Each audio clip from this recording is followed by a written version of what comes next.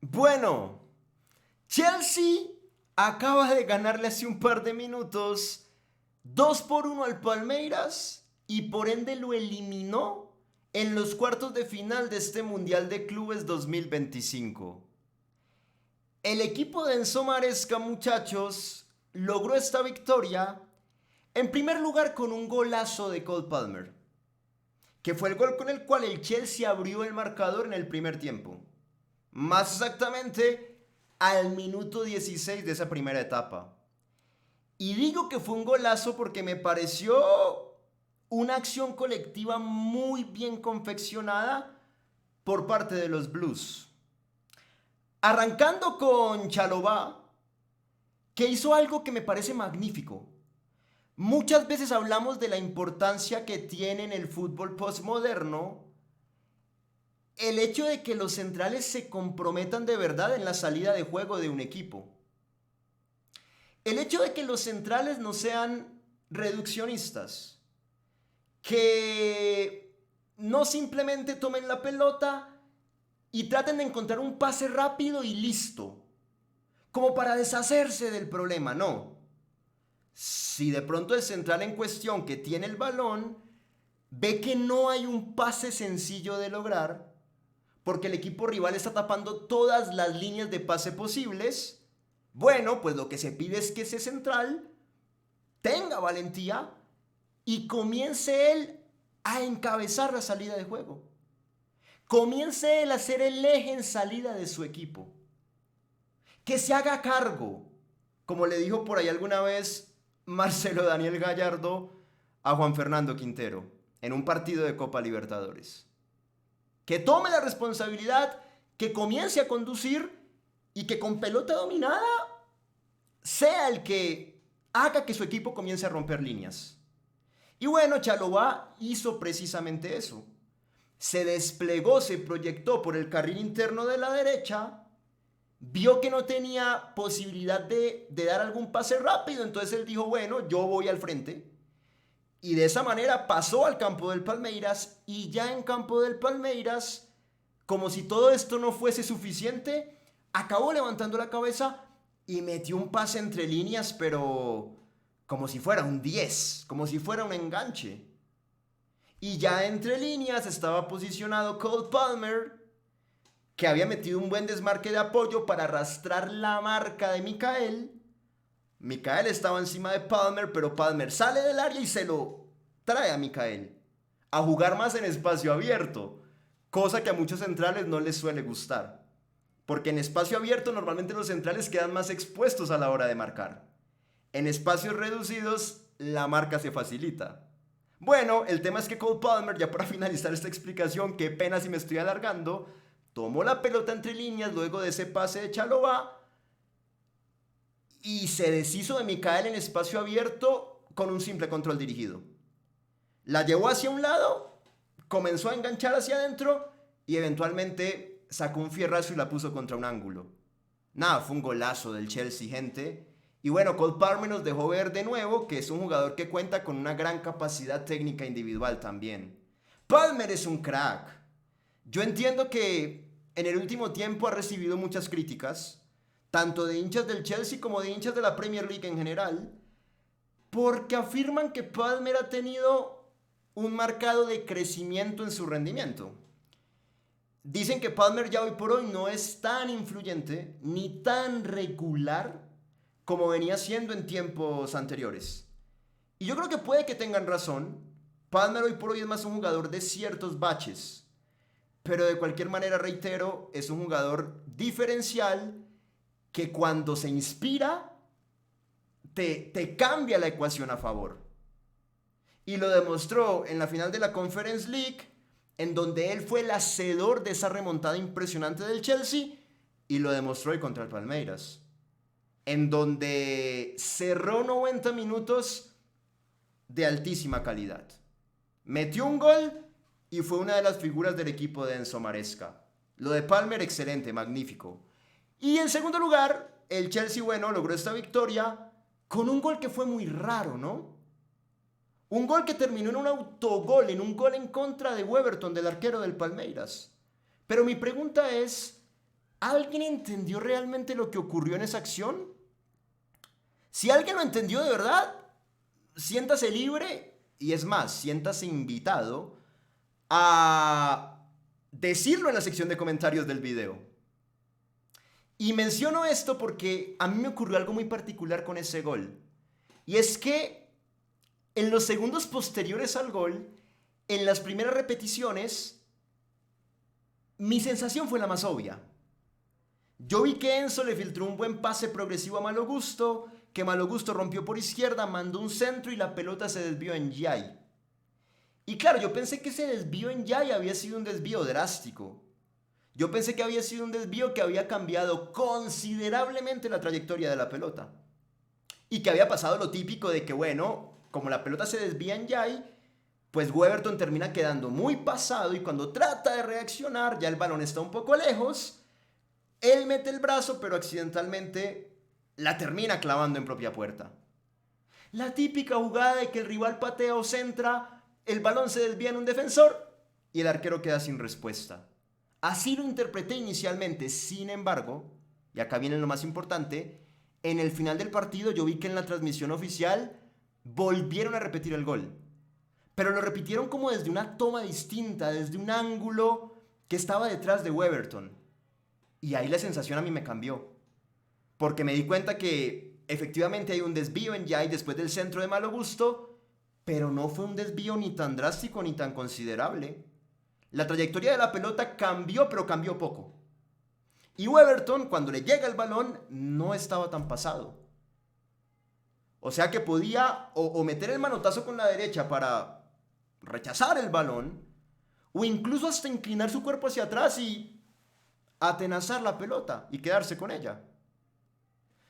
Una cosa es decirlo acá sentado tranquilo y otra cosa es en la presión del partido jugándolo al minuto 83. Son dos cosas diferentes, ¿no? Siempre hablar va a ser más fácil que hacer. Y lo reconozco. Sin embargo, sí, fue extraño porque no llegó Weberton tan exigido a esa jugada y aún así, no sé qué le pasó, pero acabó marcando un autogol. Bueno, si alguien entendió bien la cosa, que la explique en la sección de comentarios. Así ganó el Chelsea. Palmeiras, también hay que mencionarlo, pues había empatado el partido parcialmente en el inicio del segundo tiempo con una joya de Estevao, ¿no? Una jugada en la cual participó Richard Ríos, mandó un pase al medio muy duro por debajo y Estevao lo anticipó a Levy Caldwell y sacó un remate al primer palo que nadie veía venir. Y Robert Sánchez quedó sin saber qué hacer. La verdad, el Chelsea, muchachos, contrató un pedazo de refuerzo para la próxima temporada en Estevao. Es un jugador que estoy seguro que está listo ya hoy por hoy, a pesar de su juventud, para sumar minutos en el equipo de Maresca. Vamos a ver cómo le va. Ojalá se pueda adaptar bien. Y en el final del partido también me pareció grato de ver cómo los jugadores del Chelsea fueron y lo abrazaron y muchos como que se presentaron ante Estevao, como que le dieron cariño, ¿no? Si se dieron cuenta de eso, fue algo interesante pues ver cómo los jugadores del Chelsea básicamente le daban una bienvenida muy simbólica al que va a ser su nuevo compañero. Pero bueno, así se dio el partido. Ya para entrar en el análisis profundo, yo les digo lo siguiente. Gente, a mí el Chelsea hoy me sorprendió gratamente. Porque el equipo de Enzo Maresca respondió muy bien ante la ausencia de Moisés Caicedo. Y yo les confieso que esa era una gran duda que yo tenía en la previa de este partido. Porque ya hemos hablado acá en múltiples videos de la importancia que tiene Moisés en la actualidad para el funcionamiento táctico del equipo de Enzo Maresca. Moisés es el que le da equilibrio al Chelsea. Es el reloj del Chelsea en la mitad. No en vano habíamos comentado que Moisés pues fue determinante para que los Blues ganaran esa cuarta posición de la Premier League que les sirvió jugar la próxima Champions. Y que también había sido determinante Moisés en la final de la Conference League contra el Betis, donde marcó un gol, y que había sido determinante, sin ir más lejos, en los octavos de final, en el partido anterior de este Mundial de Clubes, en donde el Chelsea le ganó al Benfica. O sea, Moisés si no es el jugador más importante de este equipo, pega en el palo.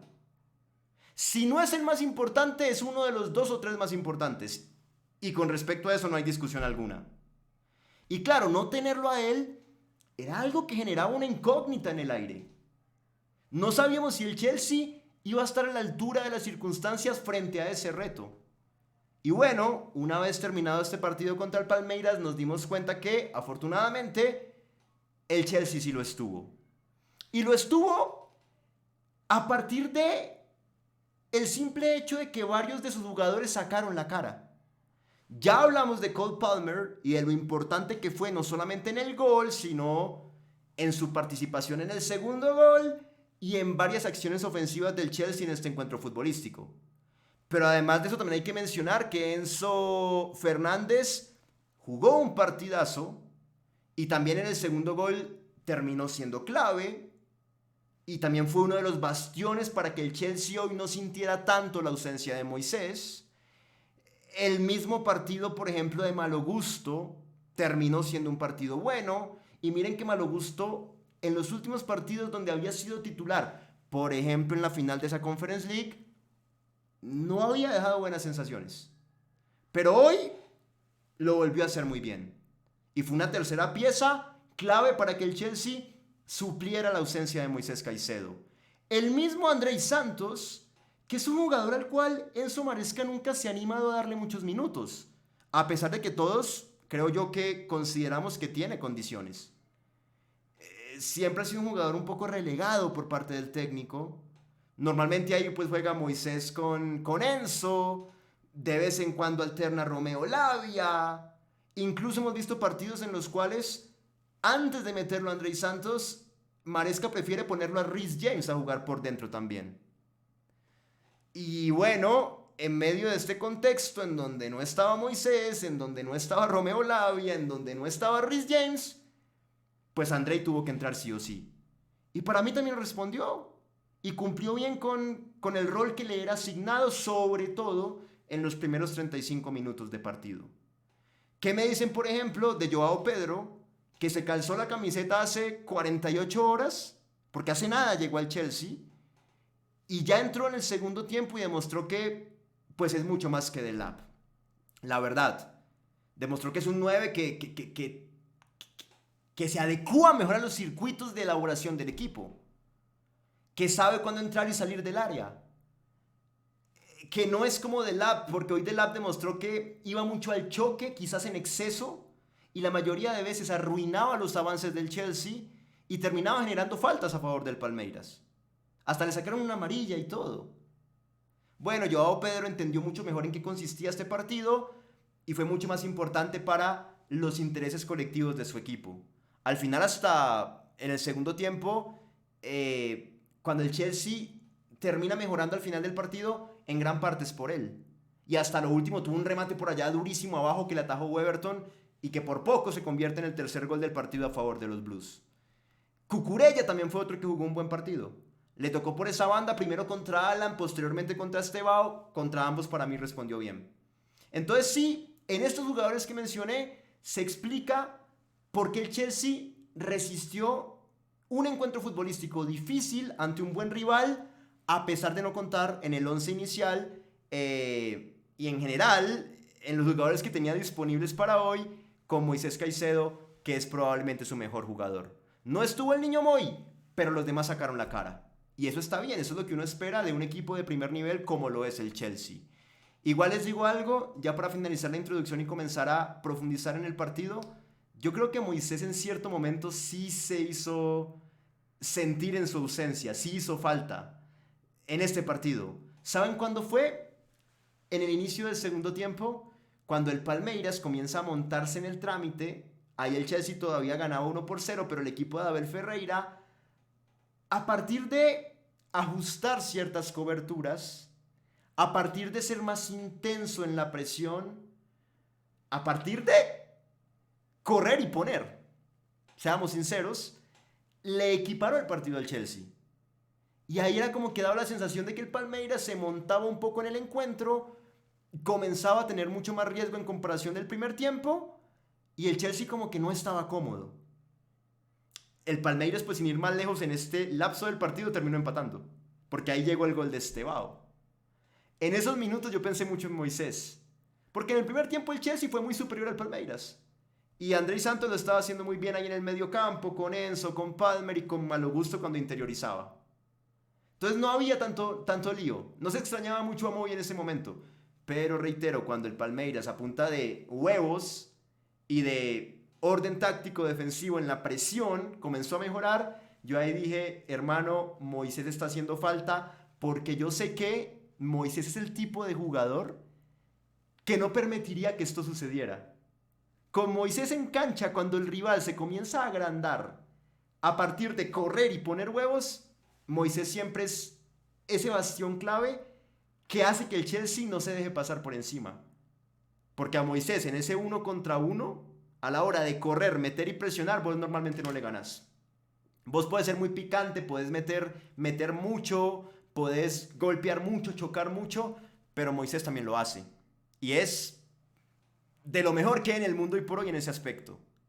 Entonces yo sé que si Palmeiras estuviera tratando de pasarlo por encima al Chelsea en el segundo tiempo para empatarle el partido y Moisés hubiera estado en cancha, Moisés se hubiera parado en la raya de la manera más increíble posible, porque lo hemos visto que lo hace muchas veces, que lo ha hecho muchas veces, y yo no sé si de pronto Palmeiras no hubiera alcanzado a empatar, porque eso es algo que pues nadie puede decir, ¿no? Es una simple suposición. De pronto sí hubiera empatado igual, porque este no deja de ser un deporte colectivo, pero con Moisés mi punto es que a Palmeiras le hubiera costado un poco más montarse en el trámite y empatarle el partido al Chelsea.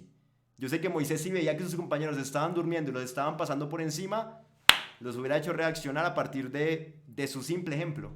Del simple hecho de que él corre, mete, pone, quita, presiona y se vuelve un toro en el medio y se agranda y hace que el equipo como colectivo termine reaccionando.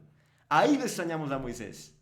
Bueno, afortunadamente, después de esto ya el partido pues entró como en una especie de ida y vuelta y el Chelsea pues con cierta fortuna en ese autogol terminó ganando el encuentro futbolístico. Digo que afortunadamente, no porque me caiga mal el Palmeiras ni nada, de hecho es sudamericano y me gusta que le vaya bien, pero pues obviamente queríamos que ganara el Chelsea pues porque es el equipo de Moisés. Y mientras más lejos llegue pues mucho mejor y ya Moisés va a poder jugar otra vez en las semifinales contra el Fluminense y bueno, ahí vamos a estar cubriéndolo. Obviamente queríamos ver a Moy en semifinales y por eso estoy afirmando todo esto que estoy afirmando. Bueno, fue eso muchachos, grosso modo. Y paso ahora sí a hablar un poco de cómo se dio el partido en términos del análisis cronológico, del minuto a minuto. Y cuidado porque acá hay un par de cuestiones que quiero mencionar. Antes de eso, permítanme una cosa, porque la tengo en mente y no la quiero dejar pasar, y es que para fortalecer el argumento que acabamos de establecer de que muchos jugadores del Chelsea estuvieron a la altura de las circunstancias, creo yo que valdría la pena recurrir a las estadísticas generales del partido muy rápido, porque desde ahí se demuestra que pues el Chelsea encontró la manera de ser superior al Palmeiras. Yo sé que en el primer tiempo, pues evidentemente lo fue. También sé que en cierto momento del segundo tiempo el Palmeiras fue un poco mejor. Ahí hubo cierta paridad. Sé que el partido se acabó definiendo por una acción coyuntural y más que todo como de suerte que de cualquier otra cosa, que fue el autogol que cometió Weberton. Pero en general, cuando uno mira las estadísticas, se nota que el Chelsea en cuanto a producción ofensiva fue más que el Palmeiras. Y ese es el último ítem al cual quiero recurrir para cerrar este argumento que estamos formando. El argumento de que varios jugadores sacaron la cara, hicieron que el Chelsea fuera superior a su rival y que no se sintiera tanto la ausencia de Moisés Caicedo. Bueno, acá lo digo rápido. En términos de posesión, fue un 63% contra un 37% a favor del Chelsea, obviamente.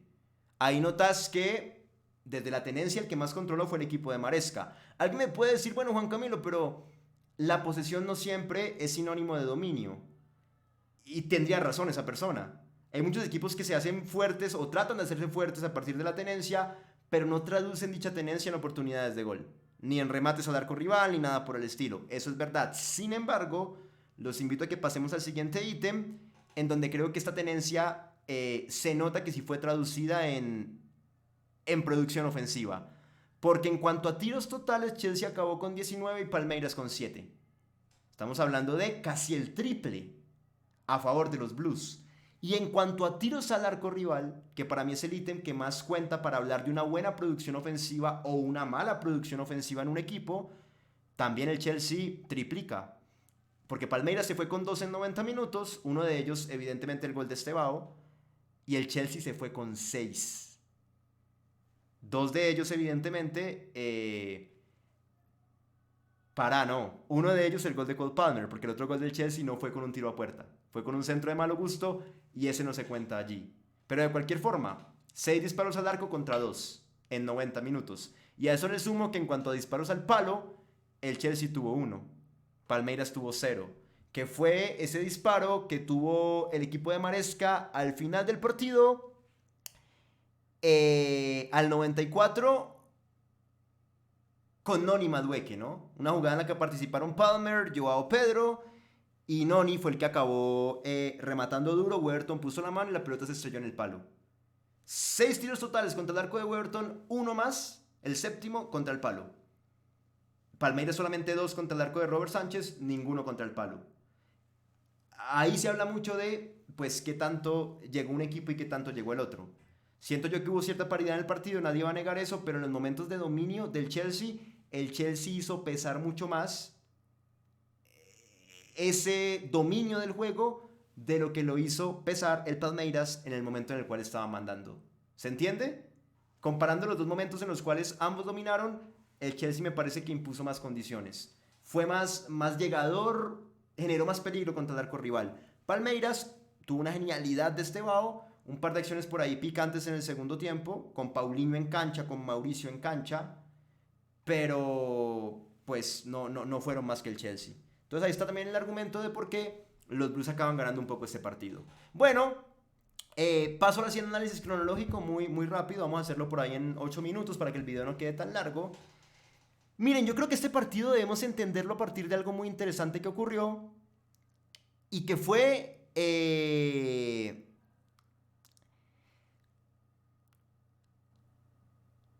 cómo el Chelsea logró en el primer tiempo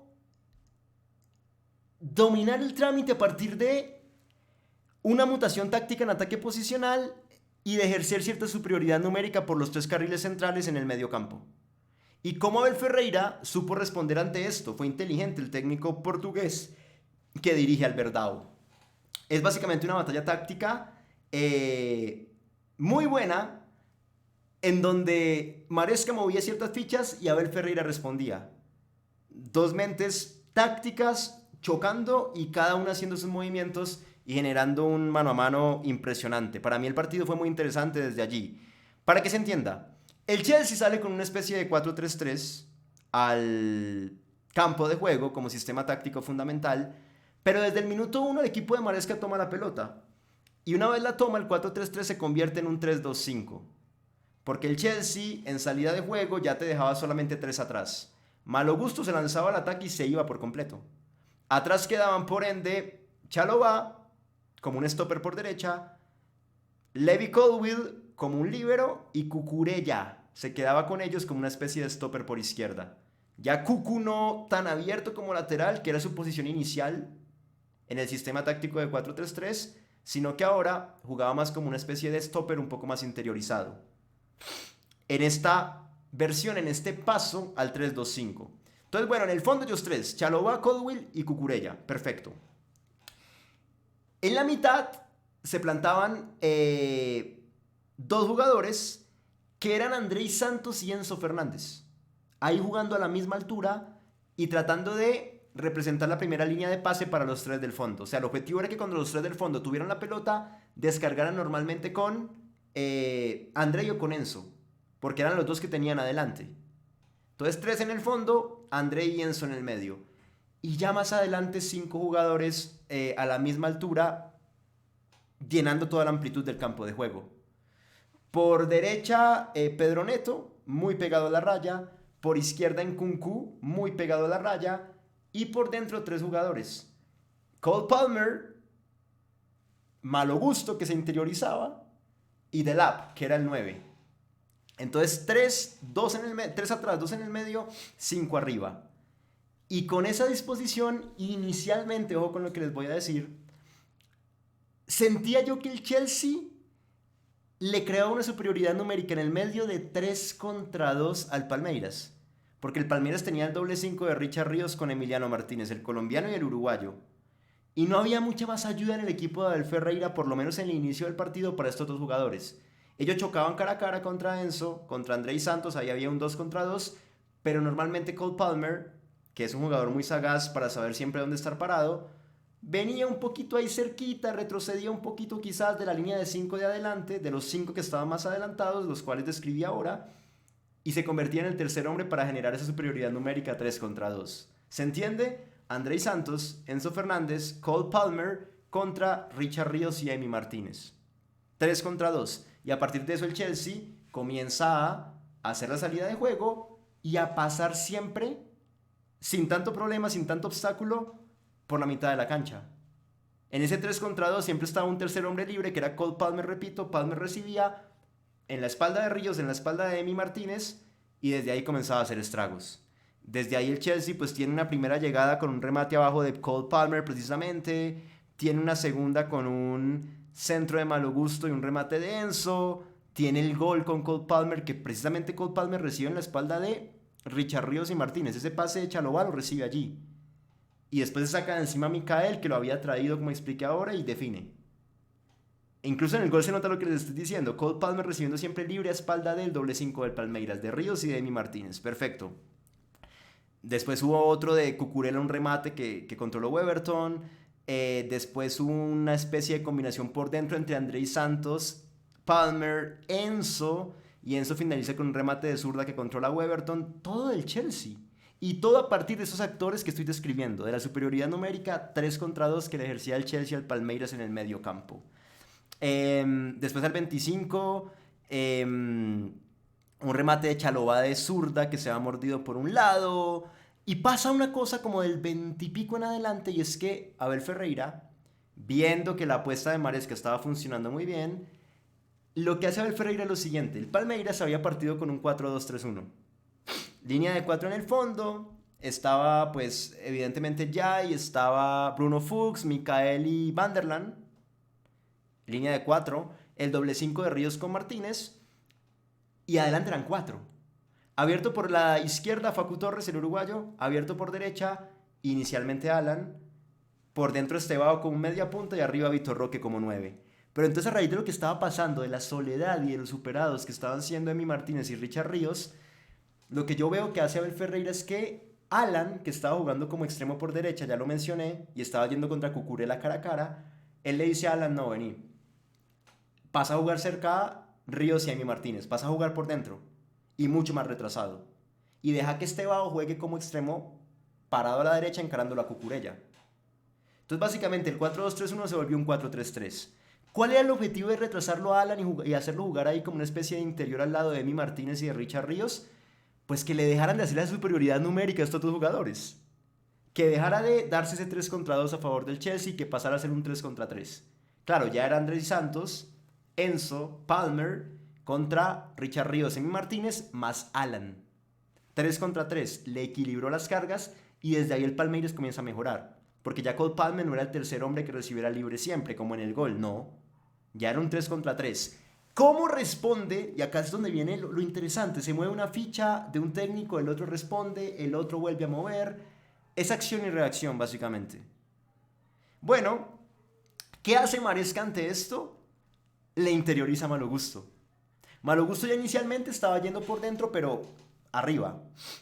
En los 5 de arriba, ya lo expliqué. Allá con Pedro Neto, allá con Delap, a veces cuando Palmer estaba arriba también con Palmer y con Nkunku.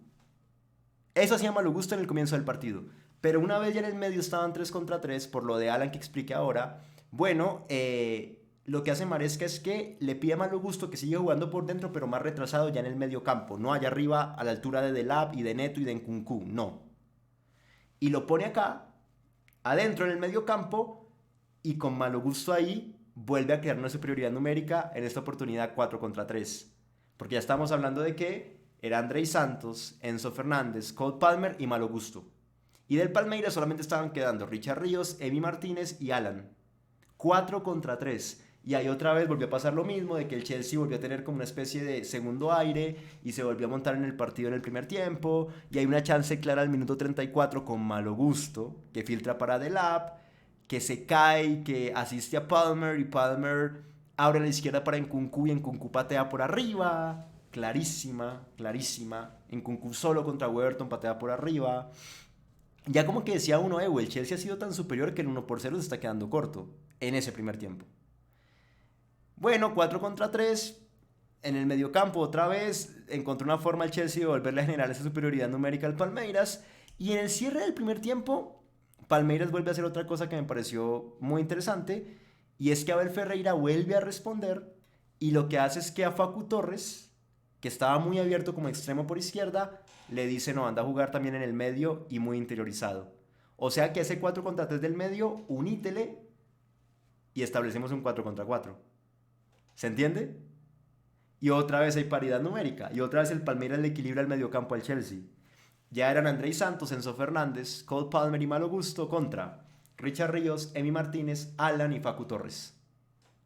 4 contra 4, otra vez hay paridad numérica. Otra vez el Palmeiras como que vuelve a por lo menos pelear el mediocampo para que no le pasaran tan fácil por ahí, como si no hubiese filtro. No, el Palmeiras vuelve a poner ahí un filtro grande y vuelve a montarse en el partido a partir de esto, y en medio de eso tiene su primera llegada, que fue una jugada en la cual Richard Ríos recuperó en el medio precisamente en este 4 contra 4. Ríos abrió para Estevao se la dio atrás a Jai por derecha, Jai mandó un centro pasado, y la primera vez que el Palmeiras llega al minuto 42 cerrando el primer tiempo es con un cabezazo de Vanderland que cabecea contra el piso y Robert Sánchez controla sin ningún problema. No fue una llegada tan clara, pero por lo menos representó el primer remate al arco del Palmeiras en los 42 minutos de juego que iban. Y el Palmeiras ya en el primer tiempo da la sensación de que termina estando un poco mejor. Nos vamos al entretiempo con el Chelsea ganando, pero con el Palmeiras habiendo equilibrado esto. Pero ven todo lo que pasó en el primer tiempo. Primero en el mediocampo 3 contra 2. Después en el mediocampo 3 contra 3. Más adelante 4 contra 3 y al final 4 contra 4. Y en ese 4 contra 4 de hecho pasaban cosas como que veía uno que Andrei Santos era fijado muchas veces por Vitor Roque, cuando retrocedía de pronto Vitor Roque, y en otras oportunidades, porque a veces Vitor Roque también retrocedía y podía unirse a ese 4 contra 4 y ahí Facu Torres quedaba más adelante, más desentendido de ese 4 contra 4. Y otras veces subía Vitor Roque a jugar otra vez de 9 y el que retrocedía era Facu Torres, pero siempre tenía que haber alguno, o Vitor Roque o Facu Torres, para que el 4 contra 4 se mantuviera y que el Chelsea no generara superioridad en esa zona. Cuando estaba Vitor Roque, él lo marcaba Andrei Santos. Cuando venía Facu Torres lo tomaba Malo Gusto y el que lo marcaba Andrei Santos era Richard Ríos. Como que se alternaban un poco las marcas, pero siempre, repito, el 4 contra 4 se tenía que mantener. Ya fuera con el apoyo de Vitor Roque a veces o con el apoyo más constante que terminó siendo de Facundo Torres. Bueno, el Palmeiras en el segundo tiempo sigue con este 4 contra 4. Ya el Palmeiras como que encontró una forma de que ese mediocampo se estableciera, de que luciera más sólido, menos permeable. Y a partir de ahí empieza a tomar mucho más la pelota y se acerca al arco del Chelsea y en una de esas empata al 53 con ese rompimiento de Ríos por derecha que expliqué, el pase al medio, ya lo dije, no lo voy a repetir mucho. Estevao lo anticipó a Caldwell, sacó un remate al primer palo, golazo de Estevao, partido 1-1. Y decía uno, bueno, se puso picante esto. De hecho, en los minutos siguientes hubo otra llegada importante del Palmeiras con una pelota larga para Vitor Roque que controló, encabezó la transición ofensiva, le dio un paso a Alan que estaba abierto llegando por un lado y Alan pateó así cruzado por debajo y pasó cerca. Pudo haber sido 2-1 a favor del equipo de Abel Ferreira. No, ya era un momento en el que el Palmeiras lucía mucho mejor, abiertamente mejor que el Chelsea. Y en medio de esto, viendo lo que estaba pasando, la respuesta que vino del banco de Maresca fue meter a Joao Pedro y Noni, Madueque, por Delap y por Nkunku. Me parecieron cambios muy pertinentes. Delap realmente había tenido un partido flojo, ya lo dije, chocó más de lo que jugó. Tenía una amarilla, no va a poder jugar el partido contra Fluminense, ¿no? Lo de Delap, para el olvido. Y Nkunku no fue tan influyente, había tenido esa del primer tiempo en la cual lo erró solo contra Weberton, pare de contar. Pero bueno, de cualquier forma, Noni Madueke era un jugador que yo con Noni tengo un conflicto porque me parece que es muy influyente en ataque, pero decide muy mal, termina muy mal. Casi siempre las decisiones que toman zona 3 son erróneas. Pero de que es picante. Y de que en el uno contra uno gana, gana, porque tiene gambeta y velocidad y es grandote.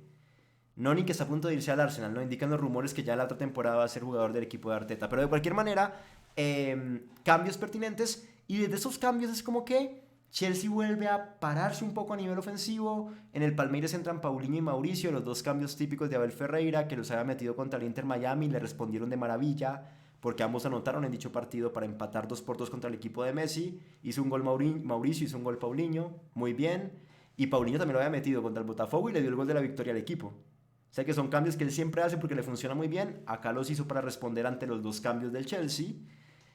Y bueno, ya como que el partido empezó a ser un partido distinto en la última media hora.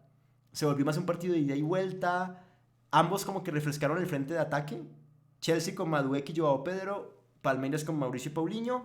Y eso como que hizo que ya ese medio campo, ese 4 contra 4, no estuviera tan batallado, sino que más bien el partido se volviera un partido ya un poco roto en el medio, de toma y dame, de boxeadores que estaban viendo a ver quién noqueaba al otro con las guardias bajas. Así te lo resumo. Y bueno, en esa ida y vuelta hay una llegada del Palmeiras por allá al 71, en donde Vitor Roque, en donde Mauricio rompe por un lado tras un pase de Paulinho, manda un centro abajo y Vitor Roque va a rematar y Colwill lo anticipa y la manda al córner. Chelsea después tiene otra en el ida y vuelta donde Joao Pedro combina con Neto, se la da atrás a Cucurella y este dispara de derecha por arriba lejos. Entran en Palmeiras Aníbal Moreno y el Flaco López por Emi Martínez y Vitor Roque. Y en medio de este ida y vuelta, toma y dame, voy yo, vas vos, a ver quién tiene más peso en ataque. Pues el Chelsea acaba encontrando ese gol tras un córner en corto, que es algo que el Chelsea lo hace mucho. El Chelsea cobra muchos corners en corto y crea pequeñas sociedades interesantes con Enzo, con Palmer, con Pedro Neto, con Malo Gusto. Todos jugadores de buen pie que en esos corners en corto saben cómo asociarse para terminar generando algo importante. El Chelsea maneja bien las ABP ofensivas, las acciones a balón parado ofensivas, por lo menos en tiros de esquina. Y bueno, llega ese gol, ya lo dijimos, un corner en corto de Pedro Neto, se asocia Malo Gusto con Palmer, Palmer se la da atrás a Enzo, Enzo filtra para Malo Gusto, que entra al área por izquierda, manda el centro, se desvía en Jai y bueno, Weberton la manda a guardar en arco propio, rarísimo, pero así se dio. Palmeiras responde muy rápido con una pelota larga para Paulinho, que gambetea a Colwill para un lado, para el otro, le rompe la cintura, patea y pasa cerca la pelota. Fue la misma jugada que le hizo al Botafogo, pero por el lado contrario. La del Botafogo fue por derecha y definió con zurda, esta fue por izquierda y definió con derecha. Pero por poco le repite la dosis Paulinho a otro equipo, en este caso el Chelsea. Y fue la última clara del Palmeiras realmente, porque de ahí en adelante ya lo que vino fue más del Chelsea, entró Rafa Veiga por Richard Ríos. Igual Palmeiras tiene un equipo. Palmeiras tiene un equipo muy bueno para hacer Sudamérica, ¿no les parece? Tiene un once titular de primera calidad y después los cambios son Mauricio, Paulinho, que es un crack. Desde el Mineiros era un crack. Fue a Europa ya, es un crack. Rafa Veiga, que es un crack recontra crack. El tipo que juega con la venda larga acá, como si fuera un quarterback de fútbol americano. Es un crack. No, Palmeiras tiene... El Flaco López, buen jugador. Aníbal Moreno, jugador top en el medio campo, ¿no? Dios mío, tiene un equipo para ganar a Libertadores caminando el Palmeiras. Ya vamos a ver qué pasa. En Chelsea entró Dewsbury Hall por Pedro Neto, típico cambio de Maresca cuando quiere cerrar el partido. Lo manda Dewsbury Hall para ganar en marca en el medio. Y a Dario Esugu, el chico de 20 años de Portugal, por Andrei Santos. Y bueno, con todos estos cambios, las últimas dos son para el Chelsea, ¿no? Una recuperación alta en donde Palmer filtra para Joao Pedro, que condujo, abrió para Noni, y Madueke remató durísimo, fue la que pegó en el palo que decíamos ahora. Y la última, un córner en corto de nuevo del Chelsea, se asoció Palmer con Joao Pedro, y Joao hizo una pared con Enzo excelente, Enzo se la devolvió por arriba, con una calidad tremenda, y Joao remató duro abajo y atajó a Everton con la rodilla y la volvió a mandar al córner. Partido finalizado de esta manera. A lo último dio la sensación de que el Chelsea pues con esas dos pudo haber aumentado incluso el marcador, ¿no? Y mal no hubiera estado. 3-1 hubiera sido un marcador también que me parece que se ajustaba a lo que pasó. El 2-1 también un marcador que se ajusta a lo que pasó. Un partido en el que, reitero, hubo paridad, se podría decir que casi que un tiempo para cada uno, pero en el momento en que el Chelsea dominó, para mí fue más avasallante que el Palmeiras.